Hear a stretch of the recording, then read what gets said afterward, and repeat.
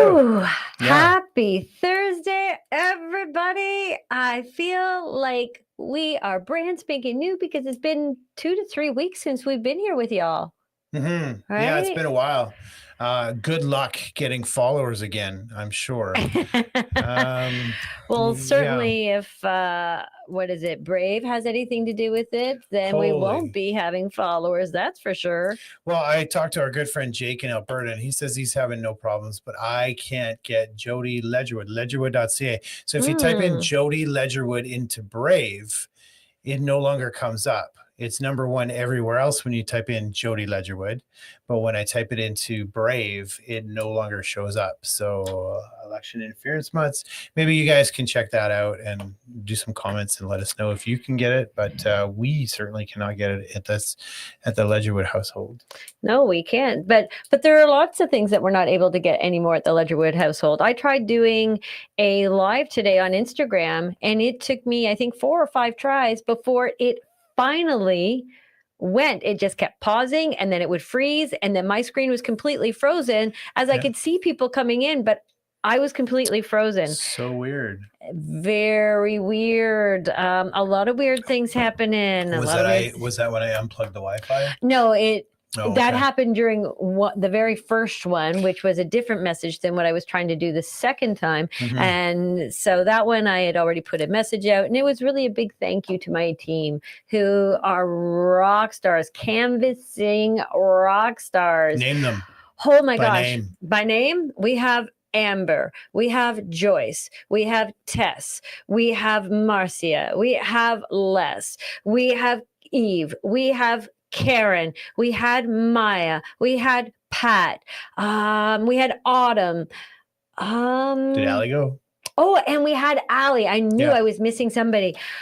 Rock stars. And I'm telling you, we have hit somewhere between 7 and 80, 7 to 8,000 houses, maybe close to 9,000 houses in literally 2 weeks. 2 weeks. I have a rock star team, and these women and the 2 men that have joined us, I know your feet are burning. I know you got shin splints. I know there's blisters happening. I know. And Allie and Pat were probably the youngest on our team. Oh no, Maya's daughter. Maya brought her daughter out, and I forgot her name. I'm so sorry. Maya's daughter was definitely the youngest on our team. But other than that, Allie and Pat were the younger ones, and then I'm the next youngest. So everyone else is older than 51, and they rock it. I cannot say enough good, positive, encouraging things about this team. They inspire me to keep going. So thank you so much for helping out. I love you guys from to the ends of the earth and back. That is for sure. So thank you for helping. Yeah, well, but you're all not tuning in for niceties. You all want drama. Have we got drama for you? Isn't that the truth? Yeah, it has been a nonstop roller coaster of having to fight for every little thing in this campaign. It is unbelievable. So for those of you who don't know, might not know, Jody is running in the riding of Northumberland Clark in Ontario. I love the way you say that. Northumberland. There Northumberland. You go. Northumberland. Yes. Not Northumberland. Northumberland. Yeah, right. Tomatoland. So she's running here in Ontario as an independent. And let's just even start there. So 2 things happened. Number one, Jody we were in intense negotiations with God over the idea of running, because you have to be insane to run. Yes. Not only because we've lost total faith in the government system. So why would we do that? But also, to run as an independent seems to be doubly insane. Yes. Because the odds against you are greater than hitting the lottery. So if we win, I'm gonna play the lottery. That's for sure. So it was an intense negotiation between you and God. God wins. God wins in the end.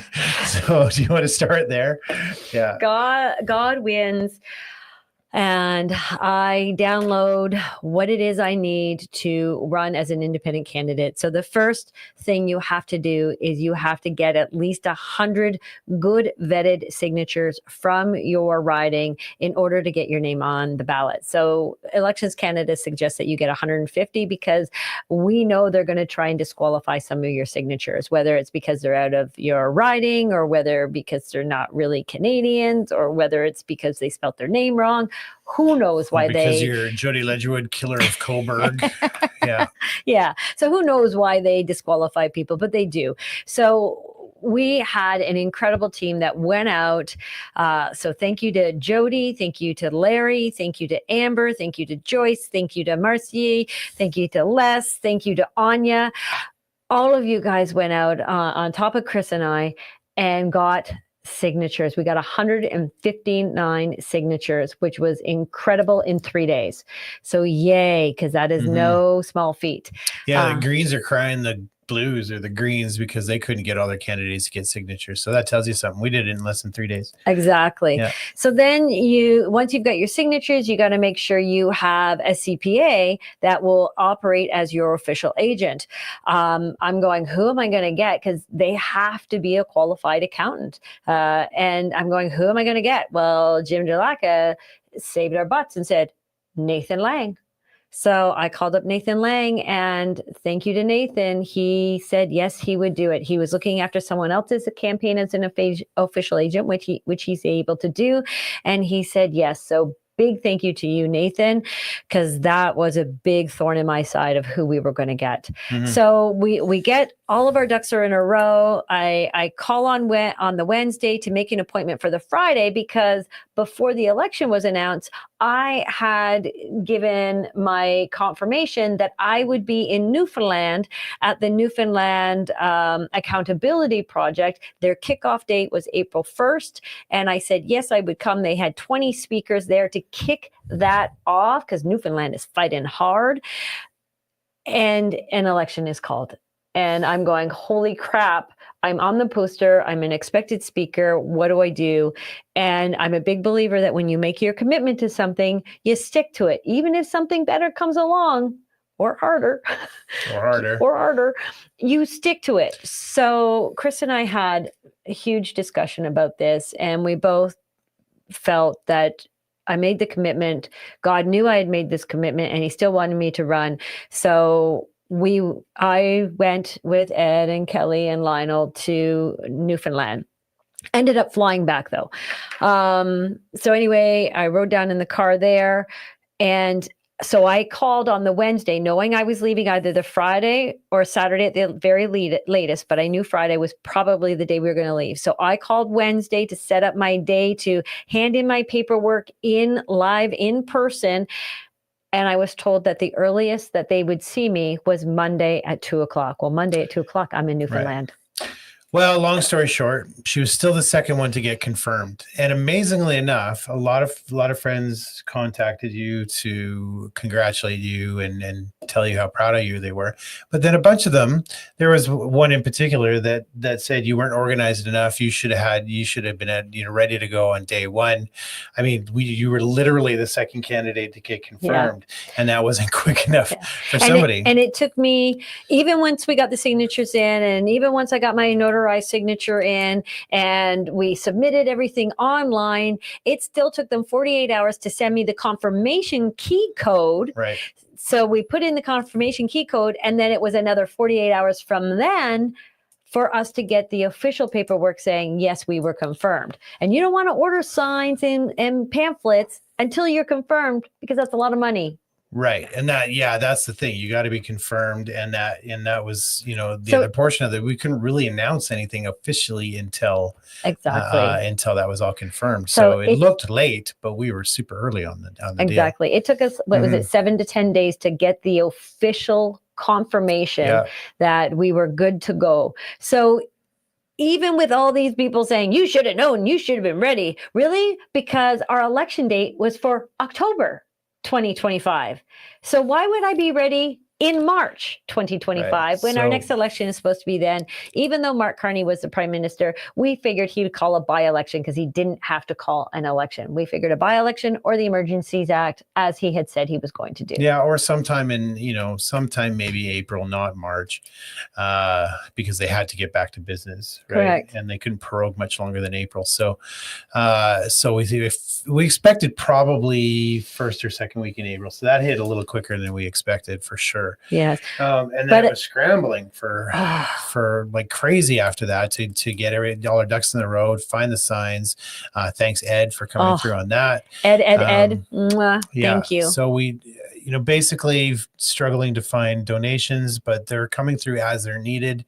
Everything's getting paid for as they're needed, which is really great. We don't have a penny more, but we're getting exactly what we need, which is really super great. Exactly. And so, thank you to Jim for paying for radio ads for us. That was amazing. Thank you. Morag, who helped out with the signs, and the people that have e-transferred into our campaign. Thank you, because that paid for our pamphlets. So everything is paid for. So thank you so much, everybody. Right. So that's the easy part. Yeah. And Barry of the campaign. Yeah. And Barry, thank you.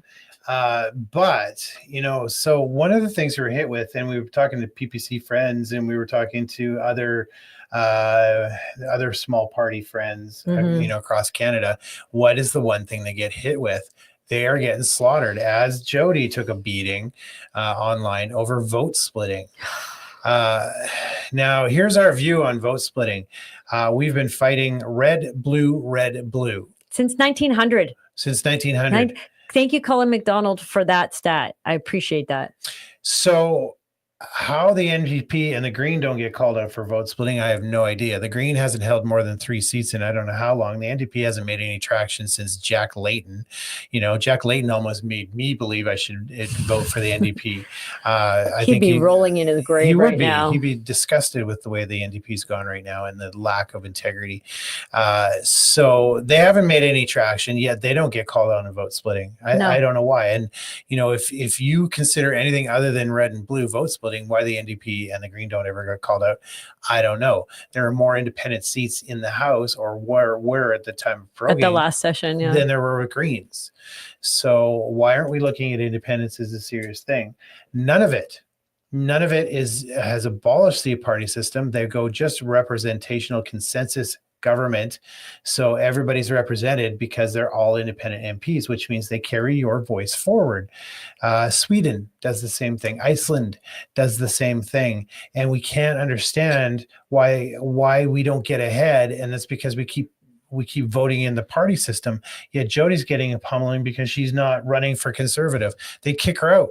In days, they would kick her out for telling the truth. And we've seen it. Exactly. It's amazing. It makes me laugh every time somebody says, "Oh my gosh, you were amazing. I would totally vote for you if you were running as a Conservative." Well, if you would totally vote for me, then totally vote for me.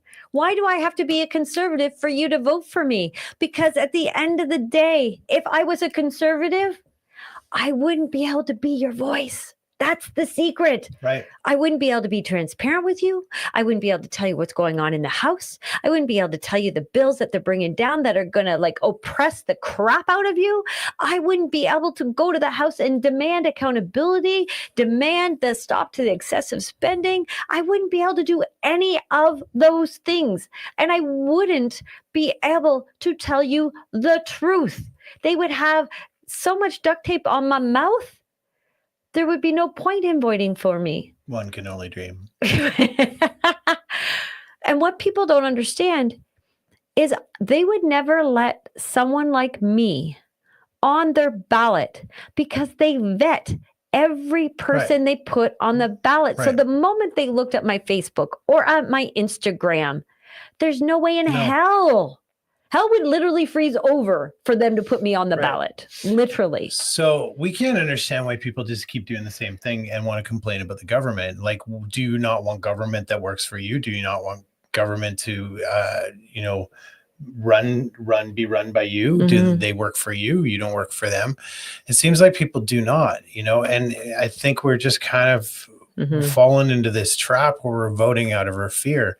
Independent systems, or at the very least, a smaller system, a smaller party that doesn't whip.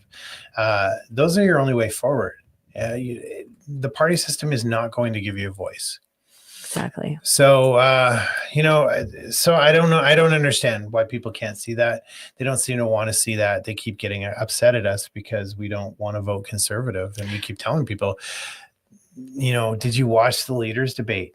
Did you watch it? We have the clip here. It's 5 minutes long. And we just clipped out the parts that are highly red flaggy for us. And we can talk about this. Do you want to do that now, or do you have more to say on other subjects? We can do that now. I just wanted to say I did a live tonight, and somebody came in my live and actually said to me, unless you're voting for a conservative, then you are all the way a liberal. Wow. Yeah. Really? We could argue that. Yeah, we could certainly argue that. I am not afraid of my government at this point. I'm going to be honest with you. I'm more afraid of the Canadian voter than I am of my government at this point, because the government only has as much power as you want to give them. And it seems like everybody just wants to keep feeding that beast. And no matter what we say, no matter what we do, we're not going to shake people off that tree. However, that said, we have had several people who have been changing their fear vote to a hope vote and have been deciding to vote for Jody. Yes. So the early election, we're going to have a lot to say about the early election, because this is a form of cheating. We're going to show you several reasons why. But people, out of their fear to keep the other color out. That's really what it is. It's keeping the other color out. Instead of voting someone in that you like and have morals and ethics that align with you, it's all about keeping someone else out, keeping the guy out you don't like. And it's become out of their fear. It's not a strategy. It's a fear-based system now. And people were frothing at the mouths to get out there and vote. Despite the fact that I can't believe we have to talk about this because no one else is, it's actually a violation of the Elections Act. It's supposed to be 36 days since the writ drops to the first poll. The first poll happened in 28 days. So they're actually breaking a federal law by doing this advanced voting, which is a new thing. It's not, it's not before Trudeau. That never existed. Exactly. We had 1 day to vote, and that was it. And if you missed it, well, you missed it. Right. So who has picked up on the fact that this is breaking the law? They're breaking the law right now. Nobody's talking about it. Nobody picked up on it. So we'll have more to say about that. But so while they were, racing out to be the first ones at the poll, did anybody take their time to watch the last leaders debate? I don't think they did. Here's what happened. Colombia in February, that you would force oil and gas through pipelines through Quebec, either we wanted it or not. You would use emergency powers in order to do so. And 2 days later in Montreal, you said that you would never do that without the approval of Quebec. What's the point of using emergency powers if you do have the agreement of Quebec? I'm interested. So Bloc Québécois right there says you're going to use emergency powers. He will. He's already said he will. He said he would. He said it twice now. So let's break this down for the Liberals that will defend this. Up until 2020, unless there was a forest fire and people genuinely needed to be pulled out of their homes or they would burn to death, how many times has emergency powers been used in Canada? 3 times, I think. Right? The FLQ. Not the War Measures Act, or not the Emergency Powers Act or Emergency Measures Act. That's a different thing. Emergency powers are the government has the right to suspend your charter freedoms and make you do something against your will. Well, the War Measures Act is what it used to be called. Now it's called the Emergency Act. No, he's talking not even emergency, Matt. He's talking about emergency powers. So remember that when when COVID first came out, emergency powers were used. They used The emergency Emergency powers. Measures and Powers, or Emergency Powers and Measures Act is what was used, the EMPA. So it was not the same as what they used to stifle, freeze bank accounts. It was just emergency. We are going to suspend charter rights for a good reason. And they've done that for forest fires. They've done that for natural disasters. Sure, they've done it a handful of times in the last 30 years. But they certainly didn't platform on it. No. They certainly didn't brag about it. They've used it for good reasons up until 2020, when they were starting to use emergency powers to tell you what you could and couldn't shop for, and tell you what you couldn't skate on ice. Right. You know, you couldn't do certain things. Emergency powers was not a thing that the government would flaunt, or they didn't take it lightly. They were very careful when they had to use it. And I'm talking about people where forest fires are on the back porch and people refuse to leave their homes. Right now, some of us could argue that, you know, freedom is freedom, and if they choose to die in their home, that's up to them. But for those reasons, but now after 2020, they've used it several times. They used it in BC, not just for COVID, but when 2 bridges went out in a flood, they started restricting gas under emergency powers. They have actually not relinquished their emergency powers until, I think, last summer, BC. When everything was said and done, they finally relinquished their emergency powers, and I think it was last summer. And now he's platforming on it. And he's saying, I'm just going to do this so I can ram projects through Quebec. Right. So I'm not going to even use parliamentary law anymore. I'm not even going to ask my MPs what their people would probably say. I'm not going to look for a vote. I'm just going to do it. I'm not going to ask. I'm not even asking Parliament right now. I'm going to tell you, I'm going to do it. I'm going to use emergency powers and do what I want. Yes. That's a problem. Yes. I know, and nobody seems to care. They all say, well, he's the best man for the economy, and he's the strongest man we have to fight Trump. So our rights and freedoms get squashed and oppressed so that this man can fight Trump, and people are okay with that. Right. So Bloc Québécois didn't have a problem that he was going to use Emergency Measures Act. Like, why would he use it if he didn't need to, and how he was going to use it? Not that he was going to use it, just in solutions. I'm interested in getting energy infrastructure built. That means pipelines. That means carbon capture, storage. That means electricity grids. And here's how you do it. And we've already moved in the first month. Cooperation agreements with the provinces. Guess what? We are a federation. You need to cooperate with Quebec. You need to cooperate with the provinces. You need to get First Nations and Indigenous people buy-in. You can do that through the one project, one review window that we put in place at that first ministers' meeting, as well as, if necessary, using emergency powers to fulfill the federal responsibility, but not the uniqueness. So he doesn't hide it. No, he doesn't. And the funny thing is, he says to build pipelines, and yet he has already stated on numerous occasions he is going to uphold Bill 69, which is the No More Pipelines Act. Right. Because Brookfield, the company that he manages or is CFO of, or was CFO of until he took on the prime ministership, Brookfield has invested in pipelines in the United States. So the pipelines he's going to build have nothing to do with the Canadian pipelines or the natural gas resources that Canada has. He's actually building those pipelines in the States.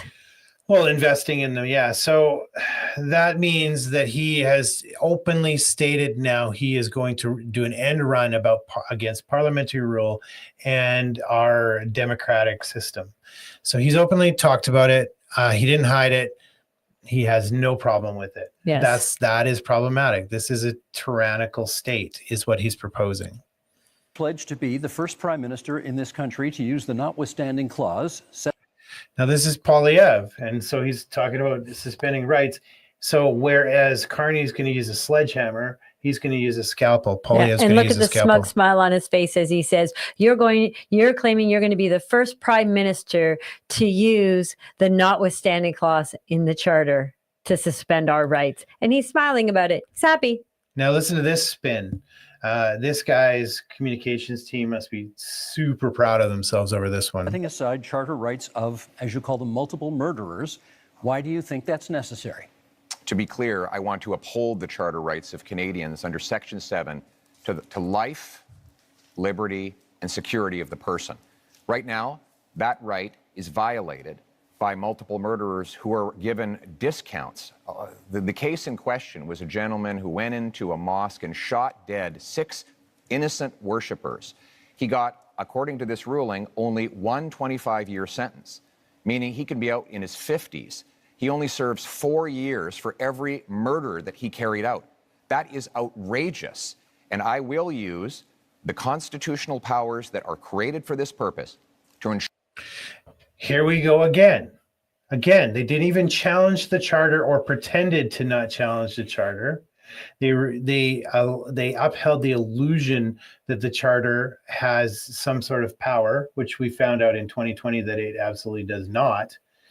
And we gave them that power in 2020 to usurp our rights. And then we gave them that power, and that led to truckers getting beaten, their trucks getting smashed. It led to people who just donated to the convoy having their bank accounts frozen. It led to people shopping in Canadian Tire without a mask on to get beat by the employees. Right. It led to me being escorted out of a courtroom because I didn't have a mask on, and 2 security guards bruising me. They violently lifted me up and carried me out when all I was doing was sitting down and waiting. It led to how many businesses being shut down and fined with criminal charges because all they wanted to do was open their doors to people who actually wanted to come in. Right. Inside. Those were the criminals. This is what they led to. Now, I remember the 2019 election. And Trudeau said, we're going to do whatever it takes to keep you safe, which was his way of alluding to the fact that they were going to continue with trumping. Was it 2019 or 2021? 2021. Well, the last election. 2021. Okay, 2021, where he alluded to the fact that we're going to do whatever it is to keep you safe, and whatever that means, we're going to do it. And he alluded to the idea that they were going to just stomp on the charter, but he never said it straight out loud. No politician in their right mind would tell you that they're going to suspend charter rights. They would never have done it back in 2020, and they're all doing it openly here. They're all colluding here, and you'll see that in a minute. And I remember Trudeau then doing exactly what he said he would do in his platforms. And then he said, you voted for this. You voted for this. Believe them when they tell you what they're going to do, when they show their cards and tell you who they are. Believe them. Both Carney and Poilievre have said they have no problem stomping on your inalienable rights and constitutionally protected freedoms in order to get done what they want done. Not necessarily what the public want, because there are other solutions to what they're talking about other than suppressing your freedoms and rights. Right. The notwithstanding clause basically says that the charter is null and void whenever the government says it is, but they have to prove reasonable reason first. Demonstrably justify. Thank you. Yeah, those are thank you for the legally words. And they have to use the Oakes test to do that. So Poilievre is doing 2 things here. He's number one, he's saying we're gonna suspend charter rights and freedoms for prisoners. We'll get into that in a second. And then the second, no, he says for criminals. Criminals, yeah. But criminals, the example he used was a murderer. But that was and he said, for an example, the story I heard. But last time the criminals were those who didn't mask, those who didn't vaccinate, and those who left their doors opened. Yeah, but he's using the idea of multiple murderers who keep getting back on the streets. So he's going to suspend their charter rights, and everybody goes huzzah because we're going to get murderers off the streets. And if you're not for it, then you must be in favor of murderers on the streets. But that's the thin edge of the wedge. That's all it is. And we've given that power once. They're going to take it and take it and take it, and they're going to expand on it. How do we know? Because they're doing it right now.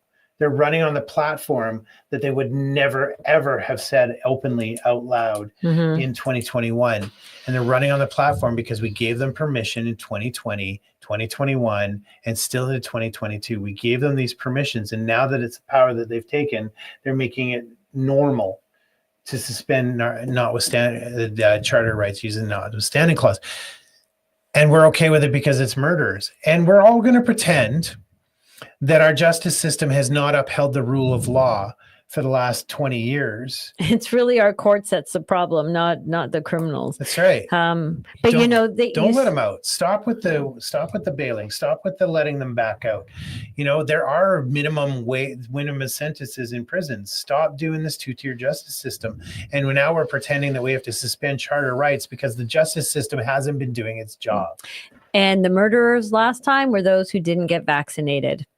Remember, if you don't get vaccinated, we're not all safe till everybody's safe. So if you didn't get vaccinated, you were called a granny killer. So he may use the example of a multiple murderer story to try and sweeten up what he's saying. But please remember who the criminals were last time.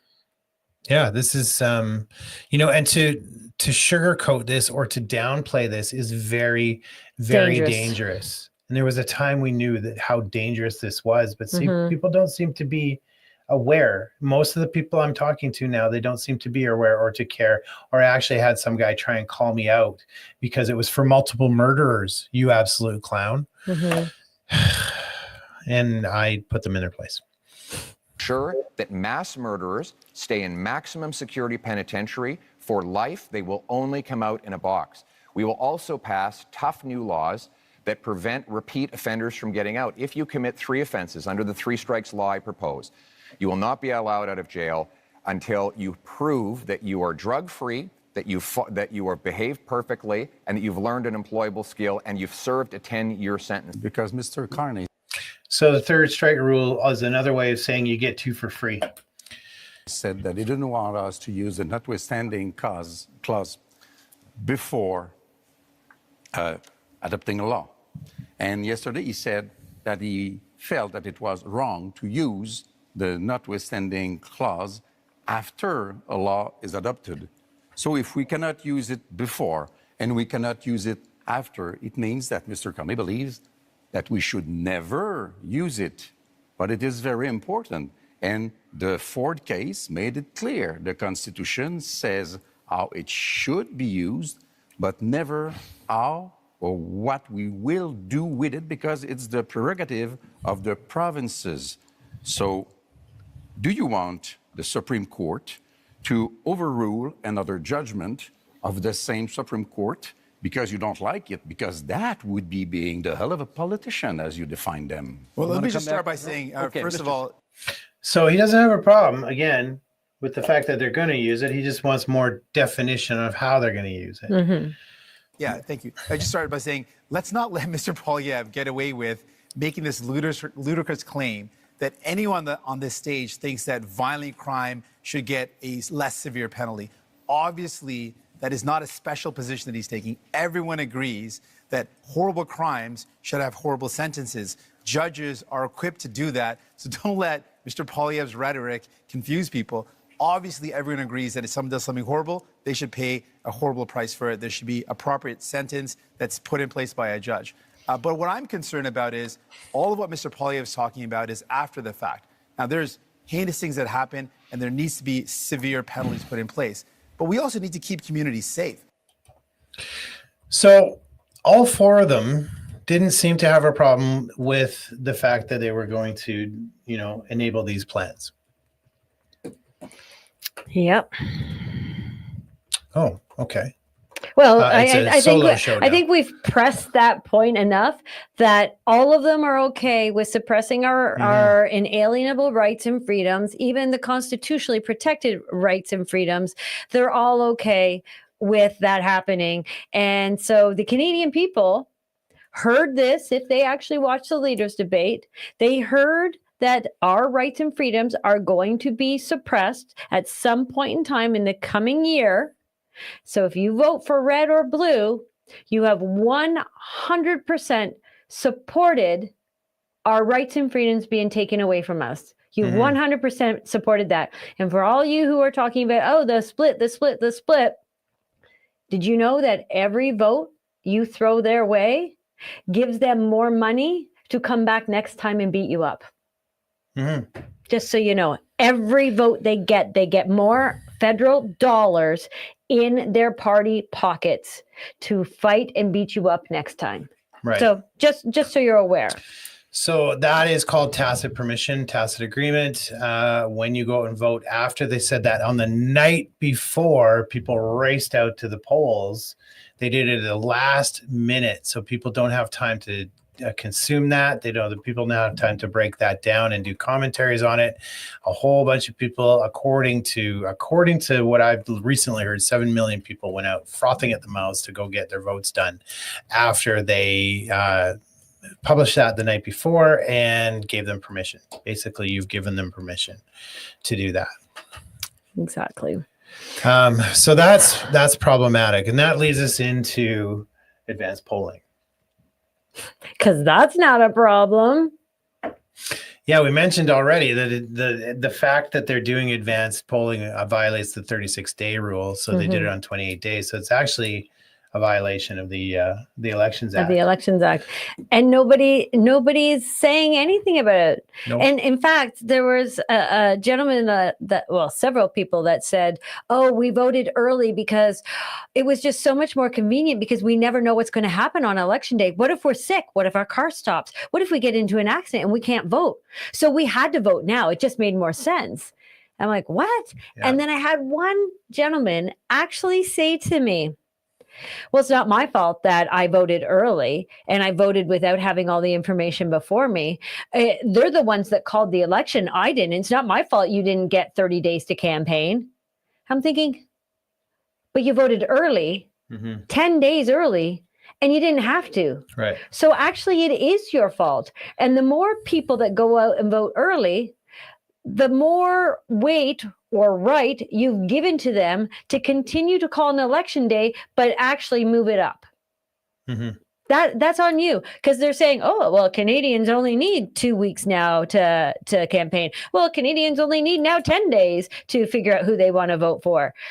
That's what you're doing every time you allow them to break the law. You are giving them permission to do it again and again and again and keep moving those goalposts. In this case, moving the goalposts closer, not further. That's it. So there's so much wrong with advanced voting. Let's just go into, I called Elections Canada. I've been calling Elections Canada out on X, formerly Twitter, for I've been hammering them since the polls started, and they have been kind of avoiding me now at this point. I asked them about blackout rules, knowing that they don't apply to the advanced voting, and they said the blackout rules in Canada elections only apply on election day until the polls have closed. Blackout prohibits transmitting new election surveys that have not been previously shared with the public. So basically, any poll data that comes out after the election, advanced election ended, is a violation of the Elections Act. And so we can assume now that all journalists and all pollsters and all the paid media shills like Rachel Gilmore, Dean Blundell, Max Fawcett, Rupa, you assume that they're going to abide by that. They're going to abide by the black and not put out opinions. Well, here's Rupa. Crucially, the Liberal Party has a huge 12-point lead with those who have already voted. The Liberals will have a turnout advantage come election day. And I called her out on that in Elections Canada. I said, come on, is this post not a violation of the Elections Act, actually broadcasting so-called election results before the final count? Now, for those of you who don't remember, blackout used to happen where you couldn't get any media in the West because the East was blacked out. So no news from the East was allowed to be broadcast until the polls in the West had closed. And that was to make sure that we did not influence voter decision. And so they wouldn't take the election results in the East and then use that to decide how to vote. So there was this blackout. And now it looks like we have an entire 10 days of media influence, voter influence, election interference. Like it's rampant, then there's no rules against it. And if the government wants this to happen, you can 100% bet they are paying the news and the media, their military is involved now for psychological warfare and psyops. And we are inundated now by social media influencers who are being paid to do this and trying to influence people's votes and make them believe that the Liberals have already won. Exactly. And the thing is your vote is supposed to be anonymous. It is your vote. And here's Rupa putting out, hey, did you vote? If yes, who did you vote for? One, election day has not arrived yet. So that is none of your business. That should never, ever be printed. Because at the end of the day, as Cris said, you are influencing votes. You are actually participating in election interference. Right. That is a criminal act. Right. So why is Rupa not in handcuffs right now? Well, a fine of $5,000 or up to 6 months in prison for some heinous stuff. But Elections Canada basically isn't going to enforce anything. So a law is not a law. An act is not an act unless enforcement comes with it. And they're absolutely not going to enforce it. You talk to the RCMP, you talk to the local cops, and they're like, whoop, that's not our business. And Elections Canada said, yeah, that stuff's not really our business. So it goes on. So it is systematic cheating. Our new word, systemic, is systemic cheating within our government. It is blatantly unethical. It is wildly outside of the Elections Canada Act, and they're still doing it, which is problematic.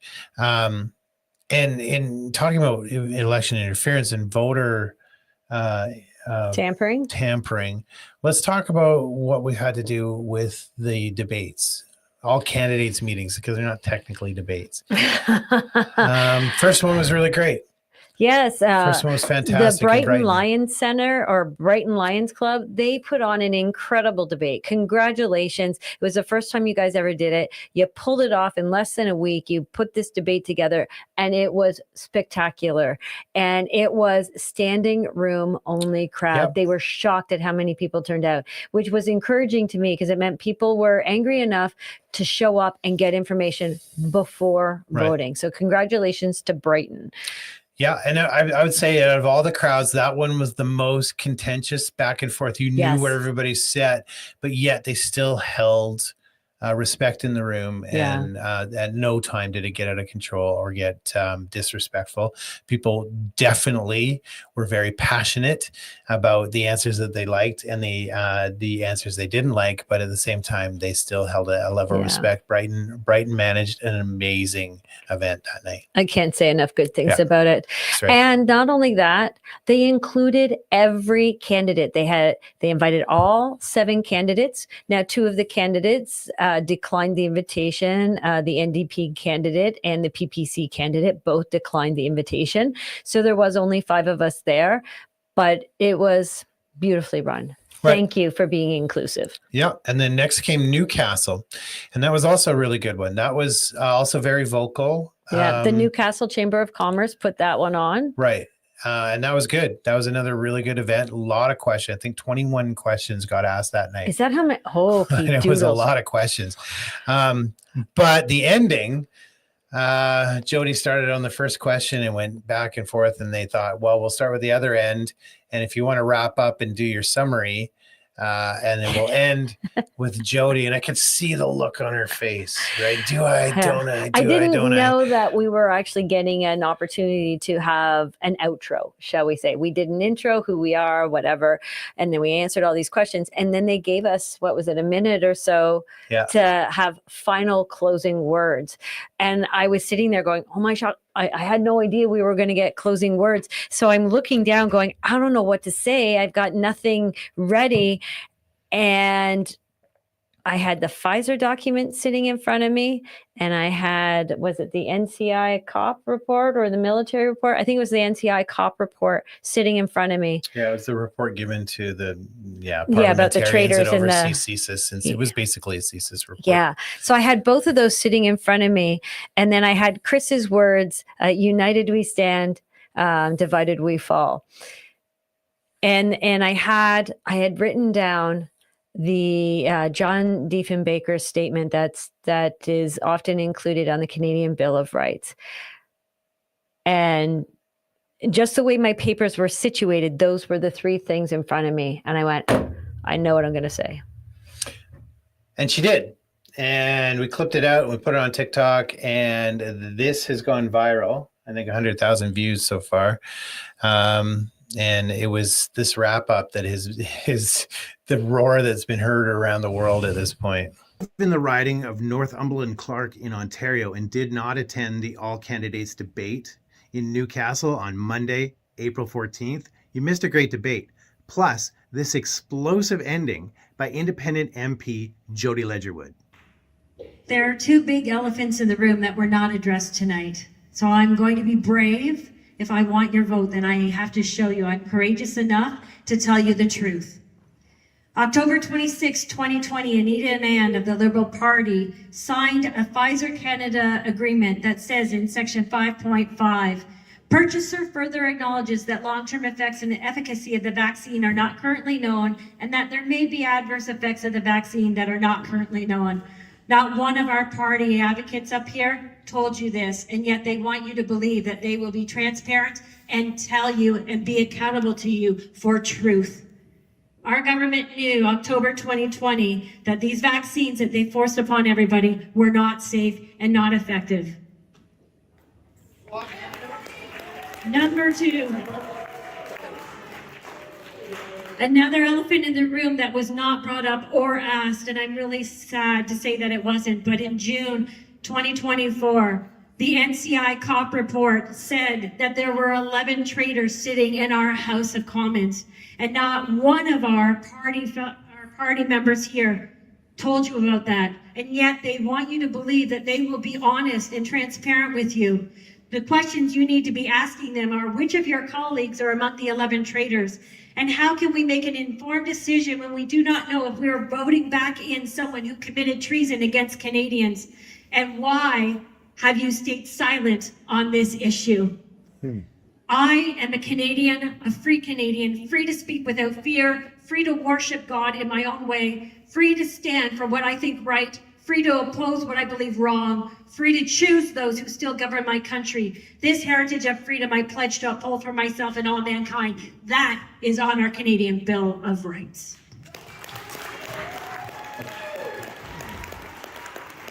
If you know anybody in the Northumberland Clark riding, tell them to go to ledgerwood.ca so they can learn more about Jody, and tell them to vote for an MP that will actually fight for them and tell them the truth. So yeah, that was seen everywhere by everyone at one point. The crowd erupted. Some were like angry that this information has not been given to them, vocally angry. Yeah.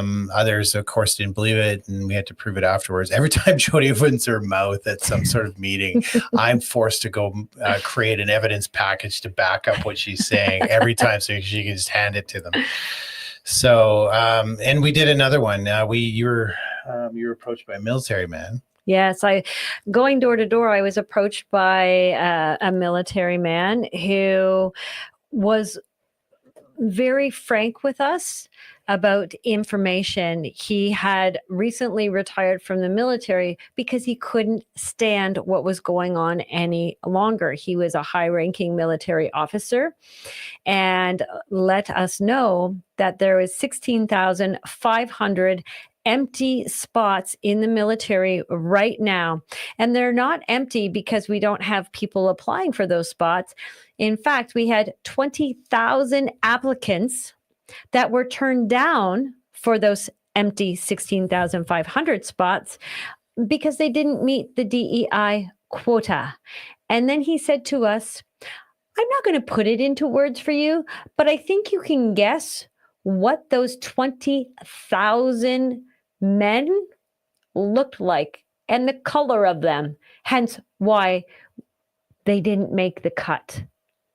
And yet we have 16,500 empty spots because immigrants coming to Canada don't want to fight in our military. They're leaving their countries because they don't want to fight in war. So they're not coming to our country to sign up. Mm-hmm. He was very vocal and angry about it. So we went and we took that information and looked it up. Mm-hmm. And lo and behold, he was true. Right. Took us 5 minutes to find it. Yep. And not only that, after the Brighton debate, we had 2 other military people come up to us, and they were a married couple. And they said to me, I am so glad you spoke up because nobody's talking about this. And between me and my husband, we have 48 years in the military. And that's exactly what's going on right now. Thank you for finally saying it out loud. And people don't want to believe it. Right. Right. So we did a video on that, and that one, to my knowledge, still exists. TikTok removed the one from Newcastle, the one we just played. They've now taken it off. I put in an appeal for it. They brought it back in for about a day and a half, and it disappeared again. I wonder who doesn't want you knowing that information. Could it be a government that is accused of colluding with another government, and who took it off of their platform? That, TikTok spyware for a government that might be colluding with our government. Anyway, you can draw your own lines there. But after that video, after releasing that information, and my colleagues, the Liberal Party, the Conservative Party, the Green Party, the NDP who weren't there, the PPC that weren't there, and then the Christian Heritage Party, after releasing that information, you would have thought they would have gone and done their homework. The only one who did their homework was the Christian Heritage Party, who went to look up the information, and he was shocked to see that he could find that information as well. Again, everything Jody opens her mouth, he's off researching more stuff. And he comes back stronger and stronger. Right. So good on you, Christian Heritage Party, John. Good on you. But Liberal John and Conservative Philip, nope. They have kept their mouth shut. They have kept their mouth silent. They have not publicly acknowledged what I put out there. Not once. They've privately come up and asked us about it, but publicly, they have not acknowledged it. They've kept their mouth shut. And anybody that votes for a conservative or a liberal after that didn't come out and tell people that, as they stand up on stage and tell everybody they're going to be transparent and they're going to tell you the truth and they're going to fight for you. And yet they still remain silent, and they know this information exists, so they can't say they don't. And Philip, who was a sitting MP during all of this stuff and knows all of this stuff, is still remaining silent. So anyone who votes for a conservative or liberal at this point in time needs to give their head a shake. I'm sorry. That sounds self-serving, that little rant. That said, I have been in talks with two of the candidates, and they are willing to look at the information, willing to sit down. One of them has taken the information from us and is going to look into it, and has agreed to go on an evidence journey with me. And it's a very big rabbit hole, so I'm only doling out little bits at a time. But privately, not publicly. Privately. We don't know what they're going to do with that information, but I'm pretty sure he knows as well as I do that we have big mouths, and if it doesn't go anywhere, we'll let the people know that.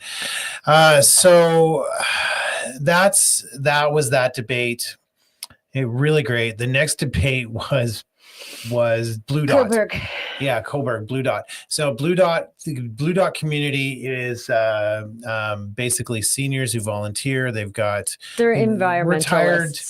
And the Blue Dot community is a David Suzuki movement. So we know where that stands. Now, well, it was 3 environmental agencies, but Blue Dot Northumberland were the key key people that we were in contact with. Very, very climate change, environmentally aware people. Now, Jody and I want to dance around this very carefully, because these are older people that... SCAN was one of them. Seniors against or for environmental... Sorry, I can't remember off the top of my head. A lot of them are not computer wizards. We'll give them that. They reached out to the 4 parties that they knew: the Liberals, the Conservatives, the NDP, and the Greens. The Borg, blue, orange, red, and green. The Borg.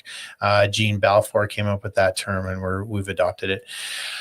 So they reached out to the parties directly. They did not know that you could actually go to Elections Canada and get the full list of candidates. And when I found out this thing was going on, it was my job, obviously, as a communications manager, to reach out and say, hey, my candidate would be delighted to come to your event. And I was told that she will not be invited. She will not be invited because she's not one of the sitting parties, the established parties that have seats in the House. I reminded them, of course, that there's more independents than Greens, so she'd be happy to take the Green seat. And then that. So I'm going to be super fair. We're fighting another fight, which we're going to get into right after this. And it was a bigger fight and it's a more intense fight with another event. And then I got the info that Blue Dot was not going to allow us in. And I was super frustrated because I was already fighting and I blasted them. I blasted them super hard. And, a lot of disappointed, disgusting, words like that came out. And I blasted them hard. And that's kind of how I feel. And I've reiterated that several times. But at the same time, I immediately got their defenses up. And these are volunteers who were trying to put on an event. And so they hit me back. I hit them back. And we went back and forth like that for quite a while until I kind of backed down and said, okay, so I might have set the wrong tone here. And then they acquiesced. They changed their mind. They were not going to have the 3 independent candidates on, but they did change their mind. Was it a perfect solution? Well, not 3 independent candidates. So they cut out the PPC, they cut out the Christian Heritage Party, and they cut myself out, an independent. Those are independents in my mind. They're small independent parties or independents. Yeah. So the 3 fringe candidates. So their solution finally at the end of the day was they allow the 4 established parties on in the first hour and then open the floor up to questions and invite the other candidates on. Not optimal, obviously, I know. But it was a long journey with them getting to change their mind, and it was a start. And it was just not the big fight that I really wanted I was taking on another fight. So that's how it ended up. You're not as happy as the outcome. No. Discrimination is discrimination. Yes. I don't care how it's done or how they feel that they compromised. Either every federal candidate speaks or none of us speak. End of story. There was nothing more that they had to do to add me and the other 2 candidates on the stage besides add 3 more chairs. That was the extent of how much more work they had to do. But they made it sound like, oh my gosh, they're so busy and they're volunteers and I'm going, yeah, but you let us come in for the second half, for the audience questions, not for the prepared questions by the 3 groups, the environmental groups that were holding the debate, but for the audience questions. So they still ended up having to put the chairs up on the stage and connect another microphone to add us to the stage in the middle of their event. So why not just have the Columbus Center set that up to begin with, and then they wouldn't have had to do it. So it was crazy to me, the excuses they gave as to why we could join the second half, but not the first half. So, but anyway, Cris did ask them if they would mind sending us the prepared questions in advance so that we could do up a package. And they said, yeah, sure, no problem. What they didn't realize is that instead of throwing a protest outside and demanding it shut down, we answered all of those 6 prepared questions. And as people came in, we went up and let them know that we were being excluded from answering these questions, but we did up the answers for you anyway. Right. So we handed that out to everybody, let everybody know that partial discrimination was going on at this event. And when they started asking the candidates on the stage the questions, we saw people pick up the package I gave them and start reading my answers. Right. So they were now no longer listening to the answers on the stage because they were reading mine, and then they were comparing my answers with the other people. And not only that, everybody took my answers home with them. Right. So it turned out good. It turned out really good. And, these were people who were hardcore. They were not going to acquiesce. I still think it was a victory that I got them to change their mind, even that much. And they are certainly not going to make that mistake again next time. Oh, no. And actually, when they saw what I was doing, handing out these packages and ratting their discrimination policies out, they actually came up to tell me to stop. And just as they were about to ask me to please stop, somebody saw me handing to another person and said, oh, I would like to have your answers too. And asked for and they just kind of, and they turned around and walked away. Right. And I was able to continue handing out my answers. Right. So they tried to silence me and it backfired on them and everybody went home with my answers. So thank you, Blue Dot. So that was good and good on them. And I'm going to go for coffee with that person I was going back and forth with. And we're going to learn about each other and come to a better understanding going forward. So I might have a new friend out of that. Maybe not a bad thing. So that brings us to the next one. That's Port Hope. That was the following day. And the Port Hope Chamber of Commerce, that was the dragon to slay. And we are not holding back anymore because I've dealt with them in good faith and then understood later that they were completely lying to me. Basically, the three smaller candidates, I hate using the word established parties and giving them any credibility, but the four parties that you would expect to be up there were invited to come up, and then the other fringe parties were not allowed to go up there. And I was told this was a policy that was in place before. This lady I was dealing with, I'm going to name her straight out. This is Brenda Whitehead, the lead at Port Hope Chamber of Commerce. She said that policy was in place long before she got there, and there was nothing she could do about it. She would revisit it after the election. That turns out later, I didn't know this at the time, but that turns out later that was a complete lie. And she straight up lied to my face, and I had dealt with her with respect and professionality and in good faith, and she was lying to me in return. So I said, the spiel, all my candidates deserve to be up there. We had learned from the Brighton debate that people were changing their minds after listening to Jody speak. So what they were doing at that point was voter suppression, like suppressing information, and election interference, because if voters were going to go there and actually change their minds based on having more information, aka Jody speaking, then they were interfering with that decision-making process by that policy. And what Brenda forgets is for 8 years, I was on the board of directors for Northumberland Hills Association of Realtors. And for 3 of those years, I was the president of that real estate association.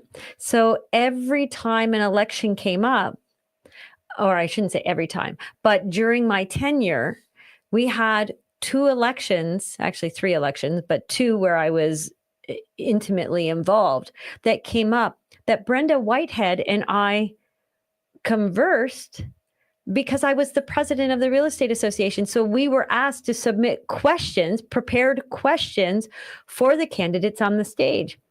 So she told Cris that she had been in that position for 8 years, been working for Port Hope Chambers for 8 years. And all 8 years she'd been there, this policy that only the established parties could be on the stage. She forgot I have a memory, and she forgot that she dealt with me. Because in 2018, during her tenure, while she was there, the Trillium Party was on the stage for the provincial election. They're not an established party. They are not a party that was sitting in the House. And yet they were on stage with the NDP, with the Green Party, with the Liberals, and the Conservatives. All 5 of them were included in the debate and on stage the entire time. The following year, December 2019, we had a federal election. And guess who was on the stage? First time the PPC was a party. The PPC was on the stage. They were not a sitting party. To date, they still haven't been a sitting party. And yet, they were included on the stage with the Conservatives, with the Liberals, with the NDP, and with the Green Party. So she flat out lied about the policy they have in place. Right. So I didn't know that. I wish I had known that. There was a couple of things I hadn't known or figured out by then, but I wish I had known that because I lobbied hard. I gave all of my best answers, and that didn't go anywhere. So I opened it up to the board, and I emailed the board and gave them my best thing. No response whatsoever from the board. I guess they were not an active board. And there were 3, to be fair, there were three hosts of that event. So Northumberland Central Chamber of Commerce, the Port Hope Chamber, and who was the other one? I can't remember who the other one was involved with that event. I think real estate was there, but but they were a supporter of the event. Okay. I don't know who the third one was, but my dealing was with the Port Hope Chamber of Commerce because they were the lead on this one, and that went nowhere. So I ended up emailing everybody in the entire membership of the chamber and asked them all to CC me and tell me what you think. 2 people CC'd me out of 187. and 1 did not even weigh in. The other one said, yes, I agree. All candidates should be on there. And then the other one didn't weigh in. They said, well, wouldn't you find it problematic if there were a lot of candidates? And I'm like, yeah, I would find it problematic if there were a lot of candidates. However, there's only 5 that are going to show up.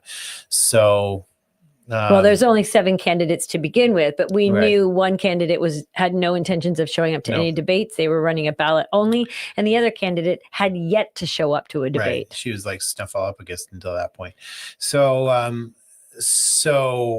that was a non-issue in my mind. Anyway, long story short, they wouldn't bend. And then it wasn't until after that event that I figured out that Elections Canada actually has a provision for it. There's no rule about debates. You can actually be biased in debates, and there's no election act against that.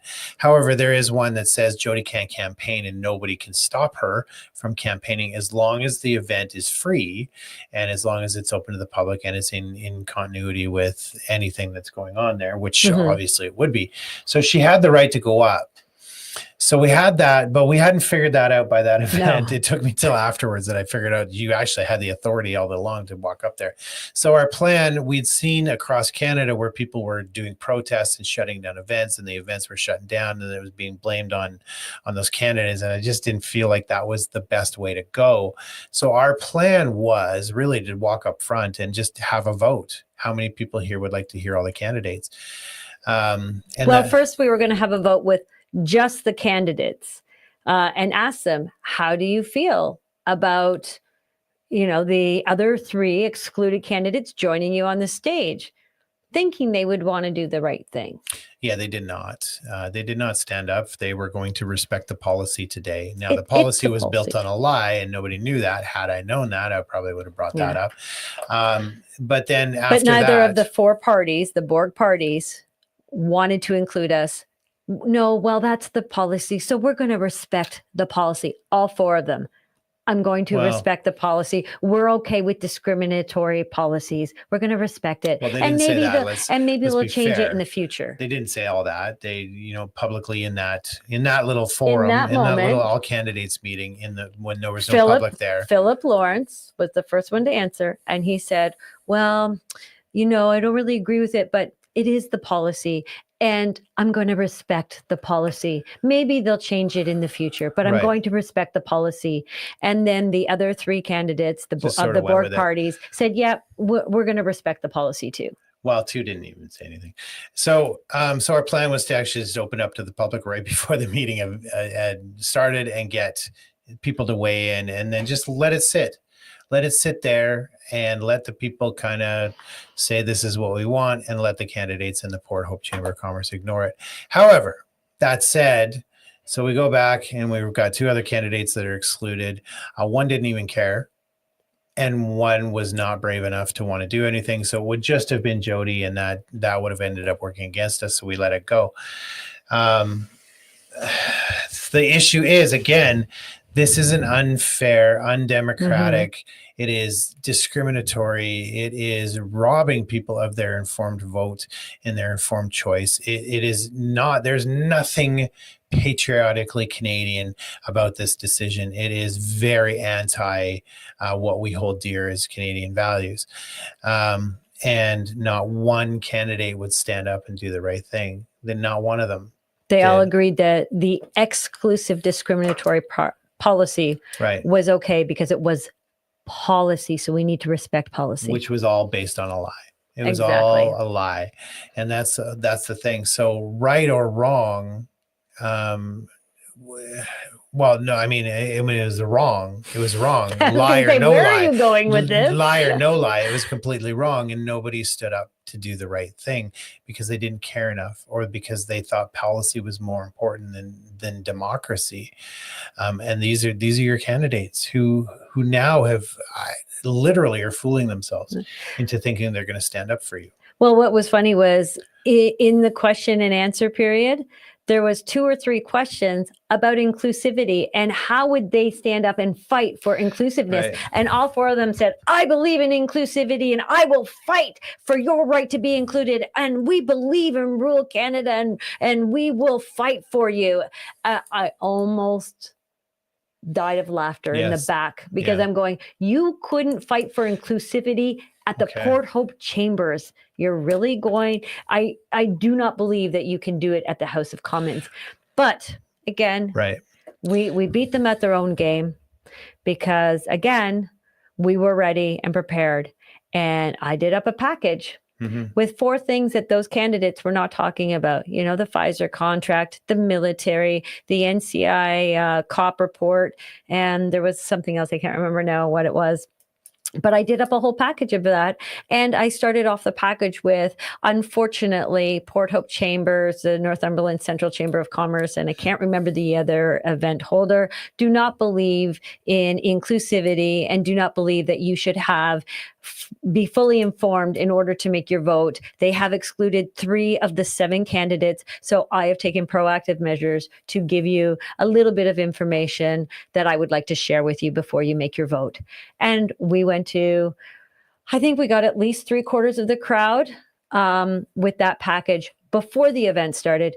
And people in the crowd were disgusted that the Port Hope Chambers was going ahead with this Meet the Candidates forum when they weren't including 3 of the candidates. So Brenda Whitehead, in her lies, and it's starting to look actually more like political or personal bias instead of political bias with history with Jody. I can't confirm that, so we probably shouldn't say that out loud, but there's definitely bias there. She embarrassed the Port Hope. I know that they got a lot of strong calls and emails to the point where one poor girl who answered the phone was reduced to tears, and it really wasn't her fault. She was just caught in the crossfire, and that she just answers the phone. She's cool. not a decision maker, and No. I feel awful for that happened to her. Yeah, absolutely, you know, absolutely. But because of lies, you know, Brenda Whitehead absolutely embarrassed the Port Hope Chamber of Commerce, damaged their reputation, embarrassed the 4 candidates, because a lot of people left early thinking that those candidates were shutting out the other ones. That was absolutely a misstep. It was not professional. It was very unethical. And, you know, as far as I'm concerned, the board and the governance of Port Hope Chamber of Commerce should reevaluate whether or not this is a person who should be in charge of their brand and their reputation. Exactly. She should not be front facing for that organization. So we have one more thing to cover, and this is probably the most concerning thing when it comes to early voting and this whole process. I mean, the point we're really trying to make is people just don't care about the rules anymore. They really don't care. They just want to race out of their fear and vote for who they want to vote for, and they don't care if the rules are being broken. They don't care if ethics are being broken. There is no entity that is calling out corruption, calling out cheating, calling out the breaking of rules anymore. Nobody even seems to care when you bring these things up. They have no concern whatsoever about it. And this is really, really concerning. We are a society that has just not paid attention, and they just don't care. The people we talk to do not care that ethics are being broken. You can say it straight out. You can show them how it's done. They don't care. And so that leads us to the early election, and this is the big smoking gun. I was concerned. Like, I started asking myself, what happens to these boxes? You know, because Jody and I have done 2 shows on election fraud, and I started saying, well, these are cardboard boxes. What happens to these things in all of these polling stations on advanced polling? It used to be they were there for one day. You would count them. It was secured. That was done. And then they would go to, some secure place after that. Now these things are sitting for an entire week. Where? A military base? Nope. You know, my point was, remember when they rolled out the so-called vaccine, aka bioweapon? They did this false hype to the point where they had the military create a rollout plan because it was of such national security concern that the military has to be involved. You would think in this climate, this election climate, and the contentious portion of it, you would think that it would be treated the same way as a national security concern. Yes, no, yes. You would think. At least police lockups, evidence room lockups, like some Something. sort of secure Brinks thing to take all of these boxes and put them somewhere secure. And yet, That's the impression we're getting. Nope. First polling station I got. Yeah, we have a secure room. Nobody is in here. It is secure. It is locked. It is only one person has access to this room. And so, okay. And there's a camera in the room. Okay. That's great. Okay. That's not so bad. It's all locked up. It is secure. It's double locked. That's fine. 2 other polling stations I went to, that was not the case. And I'm just going to start with this guy. This is David Amber, criminal lawyer, free speech advocate. He is your defense attorney, smelling like he may not be what he seems. He says they do not bring empty boxes home before the elections. The boxes do not go anywhere until counted. You are misinterpreting what you've heard. And that is a response to me saying, I went down there and I started asking people what they're doing at the boxes, and they're bringing it home. And nobody believed me. Thank goodness I have thought ahead of time that, oh, you know what? Nobody's going to believe me when I tell them this. So I recorded it. And here's what I said. Now I removed all identifiers and I pitched it down. So you can't really make out what I'm saying, but basically I'm asking about chain of custody, and I sound suspiciously like the devil in this because my voice is so pitched down. Why did you pitch your voice down, or do you have to pitch everything down? It's so much work to pitch only one voice, and then I have to cut it all back together and make one video out of it. So I just basically I wanted to protect their voices because I actually don't want to get them in trouble. No, I don't actually doubt their ethics. I think these are honest people who are very, very serious about the oath they took, and they're going to do what they can to take these boxes home. That is not my issue with their security, their whatever. My issue is that you would suspect that these would have a higher concern to them, and that not only should the process be full of integrity, it should have the appearance of integrity. And when staff are bringing this home across Canada, leaving them on their kitchen counter for the night, we've already seen a lack of ethics. You know, we're talking to Port Hope. They just suspended ethics. They don't care about the rules. They don't care about social order. So can you actually vouch for all 338 ridings with all of them with multiple polls? No, you can't. Some people are taking them home and they have a seal and they're signed by someone else in the, so if the two of them collude. Big deal. You can steam off a piece of tape and put it back on. So big deal. Right. These are cardboard boxes as well, folks. They're not locked up steel cabinets. They're cardboard boxes that you flip them over and they're open on the bottom. I don't know. We don't know that. They're but cardboard maybe boxes. I haven't checked the bottom. But to put it into perspective, we had a friend who's in a union and he did the process for voting, and it's a hard plastic box, locked tight for a union, one little hole, and it does not go. There are 2 people watching it, and they do not stop watching it until that process is done. That's how serious they take this thing. It for union votes, but not for a federal election. No, it's a cardboard box that they seal up with some tape and they sign it, and then it goes home with a staffer and sits on their kitchen counter. Right.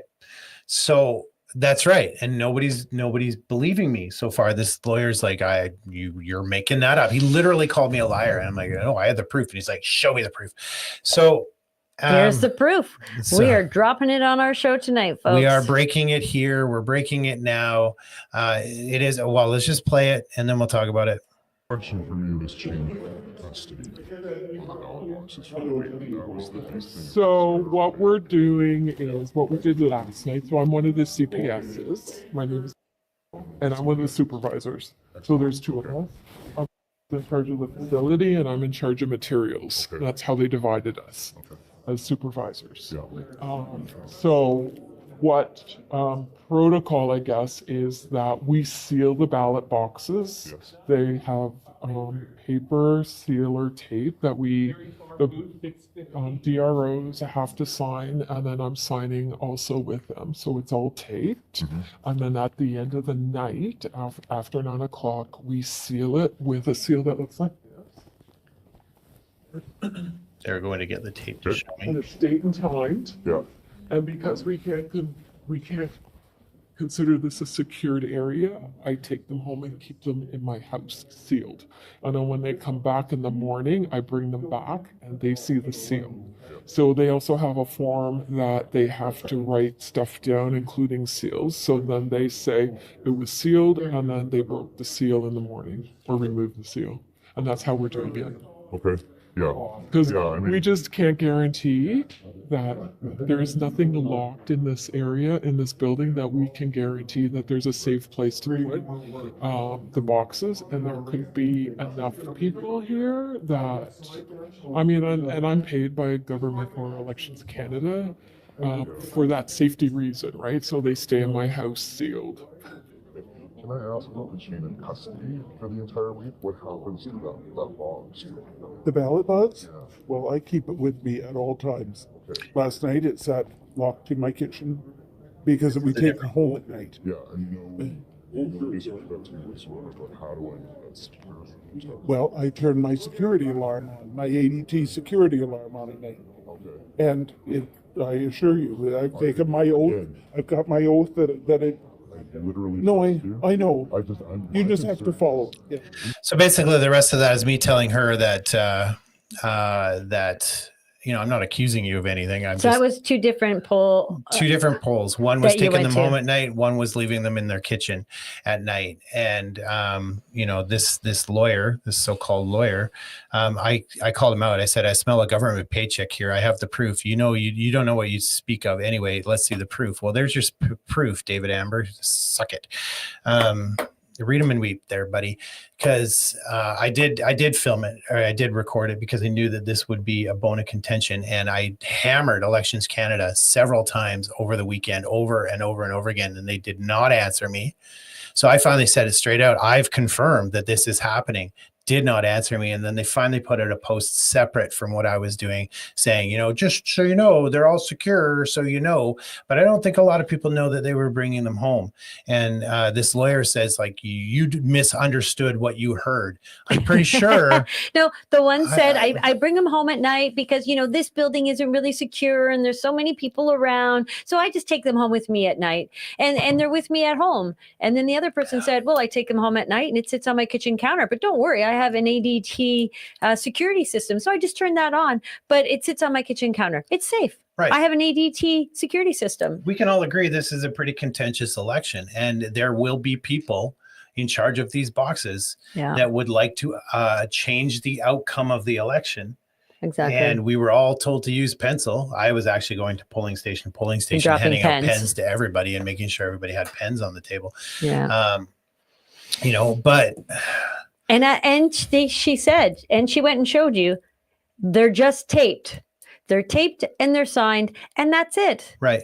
And so anybody who knows this knows you can take a steamer, a little steam iron, and take it across the tape, and the tape will peel beautifully off, perfectly intact. You can do whatever you want with those boxes, and then nothing to putting new glue on that tape and putting it back on. Sure. Voila. Yeah. Not to say anybody that I talked to was doing that. I actually trust that they're not. They took their job pretty freaking seriously. Just the fact that you can do that. Right. It is a possibility. Right. And again, that's the thing. Elections Canada is downplaying this, and they are, again, it's not the process so much as it is even the appearance of a lack of integrity in this process that matters. And it is their job to give us the confidence that nothing will happen. And right now, I don't have that confidence. No. Right. And how many polling stations are there across Canada? This was just two different polling stations that Cris went to, and that's what they're doing. So across Canada, we don't know who's being paid. We don't know who's being hired. We know nothing. But at the end of the day, one, we shouldn't have early voting. Two, voting boxes should never be one in cardboard and two going home with anybody at the end of the day. And then three, we've got, a week where these boxes are now going to sit in the Elections Canada's office in the different areas, in the different ridings. and they're going to sit there for a week. Yeah, they actually told me where they're going to be. And I know that building is not the most secure building. It's got security, but not high secure. No. You know, and again, I think they've always used cardboard boxes, but the difference here is that it was one day. So people had eyes on those boxes all the day time long. And then near the end, scrutineers would come in and put more eyes on those boxes. So they were watched all day long and nobody could do anything. And then opened at These the things end are of the not day being for watched counting. at night. They're not being watched now. No. Right. They're going home. They're going in someone's car and going home and then back in someone's car and coming back multiple times and then sitting in a building for another week. Right. So, you know, these are the problems we face right now. It doesn't give us a lot of confidence in the process. And that's not even to get into all the technical issues we've been seeing since I started, especially since I started calling Elections Canada out. Anyway, so if you haven't voted yet, good on you. Thank you for waiting. Yeah. Thank you for really mulling the question over, who am I going to vote for? Thank you for getting information. Yeah. And vetting that information so that you know when you cast your vote, you've done the absolute best thing you can for your country, for your children, and for our future. Right. And thank you to those event organizers who actually did a great job at getting people in front of candidates so candidates could get an informed decision. Yes. Talking to you, Brighton, Rono, Newcastle, Blue And Dot eventually. And the Northumberland Agricultural Foundation. Amazing. Yes. The NFA, Northumberland Federation of Agriculture. Sorry. Right. You guys put on a great event on the 22nd, which was after early voting. So there was a whole lot of people that missed out on your incredible event on agricultural and audience questions. Really great questions, by the way, and questions that nobody else was asking. So thank you. And I'm sorry that the turnout wasn't greater for you guys because it was a good event. They're amazing events, and thank you for the people who actually do it right and do fair and democratic process and informed voting decisions. Amazing. You guys are good Canadians. I'm excluding certain people and not putting them on the good Canadian list. I think I said it just recently in my Substack. You folks need to put your elbows down and take your brand new just put up Canadian flag down and rethink whether or not you actually love your country, because you do not love the values that we hold dear. Exactly. So that is us. We will be back. We will not be back on Monday. Monday is election day. So we will not be having a show on Monday because we will be watching the results. Results party here. The results party. Because we're supposed to. And if anybody wants to help scrutineer on Monday and you live in the Northumberland Clark riding, we would love to help you or have your help. Our riding goes right from Newcastle, just shy of Quinte West. So Newcastle to Brighton, all the way up to Campbellford, to Hastings, Cobourg, Port Hope, Grafton, Colborne, Crammy, Campbellford.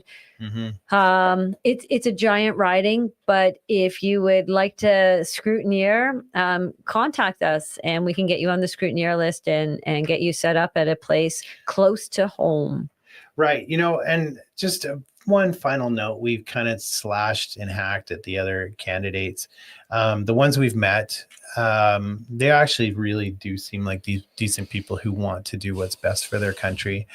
We have some issues with, standing up in the right times and all that stuff. But a couple of them those who are tied to the party system, unfortunately, or the party whip system, they're not allowed to talk outside their script, unfortunately. No. And that's a real shame, because I would really love to hear some of their actual voices and hear what they actually think without a script in their hand. And, even when they were asked questions that they didn't have a script for, all they were able to say was, our party believes in the safety of Canadians.